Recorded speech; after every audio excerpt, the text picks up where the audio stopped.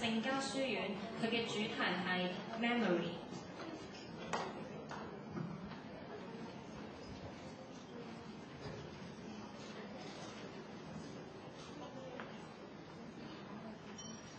各位評判、老師、同學，你哋好，我係嚟自嘉諾撒聖家書院嘅 Jennifer Yu。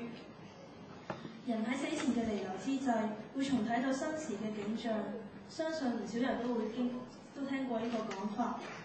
去世前嘅人睇到嘅景象，就會有如走馬燈劇場一般，一幕一幕重現喺我哋嘅眼前。我製作嘅動畫 Memories 中，就係描述一位老人喺佢面對死亡嘅畏懼同埋憂慮時，生時嘅景象一一喺腦海中度過。佢睇到各式各樣珍貴而美好嘅事，與親人生活嘅美好時光，睇住女兒漸漸嘅成長、結婚、校園生活，甚至出世時嘅回憶。當呢一套人生走馬燈劇場喺佢腦海中放映完之後，憂慮同埋畏懼亦都被剛剛呢啲寶貴美好嘅回憶沖淡，心情亦都隨之而平靜落嚟。呢一位老人唔再對死亡抱有悲觀嘅想法，反而以平安嘅心態去面對，因為佢明白自己嘅一生已經係美好嘅啦。咁而家放映。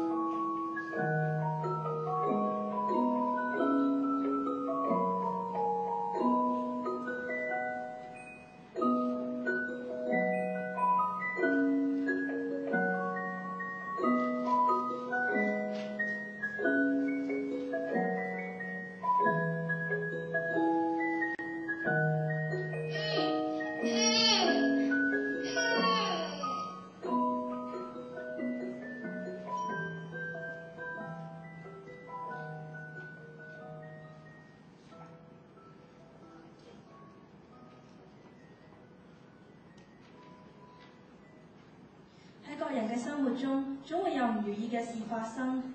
但其實每當我哋認為自己係世界上最不幸嘅人時，與其怨天尤人，責怪自己做得唔夠好，點解我哋唔往美好嘅方面想呢？當你心情平靜咗落嚟之後，或者會發現事情其實唔係你所想嘅唔如意。多謝各位。